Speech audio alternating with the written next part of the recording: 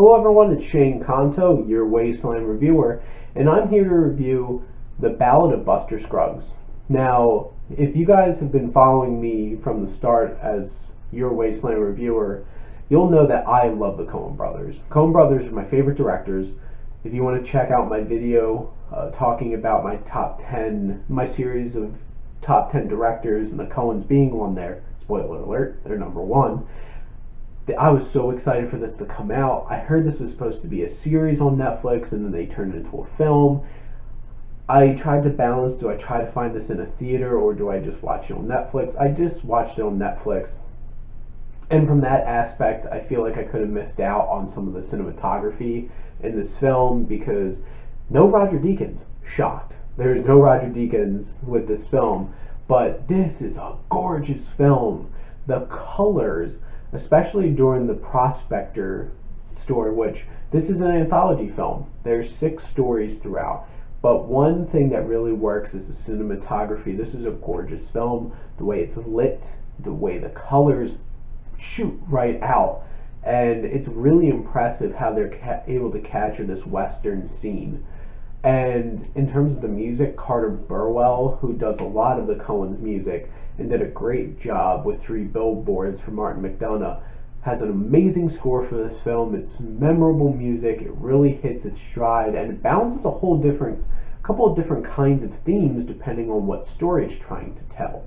Whether it's intense and scary, or this triumphant, like how the West was won kind of score, or the music being played by Buster Scruggs himself in that first little story. So there's 6 stories, and the direction I feel like is great. That is definitely not something there's an issue with. I felt like all of the stories were paced well enough and built tension and did things well. And out of the 6 of them, I feel like one of them I wasn't a super big fan of, which was disappointing. It was the one with Liam Neeson in it, and I wasn't a huge fan of that. And then there was a couple that were on a slightly lower level from the rest, but I still really enjoyed, including Tom Waits' Prospector sequence, which I felt built to a really nice crescendo, and I would have been interested to see that expanded out into something a little bit longer and more building of tension, but how it played out I really enjoyed. And our last sequence, which was one of the most unexpected ones, where it was going, was this creepy carriage ride, and the first half I'm like, oh, this is kind of feels stupid. Brendan Gleeson was in this section of the film, but it started building and got more and more intriguing and kind of built some impressive tension like Coen's can. And I'm like, oh, okay. It has the signature dark tones of Coen Brothers films throughout, and it really captures all their different kinds of aspects, because you can feel the tones of No Country for Old Men. You can feel the tone of like a Raising Arizona and Big Lebowski in some of them, but it's a mixture, and I feel like they had some fun being able to mix and match different things in this film. And then there's sequences that I loved. The first 2 with Tim Blake Nelson as Buster Scruggs and James Franco as a cowboy. Those 2 were short and sweet, to the point, and really great, and really captured the spirit of what the Coen brothers can do with fun and angst and craziness and quirky characters. And then there was one which was about a wagon chain, which I felt really emotionally attached to, and I thought was a really wonderful romantic drama going on, and which Zoe Kazan was the main protagonist of that storyline. And honestly, I wish I could have seen that in a full feature-length film, and I think that one could have really worked on its own. It was also by far the longest one in this film.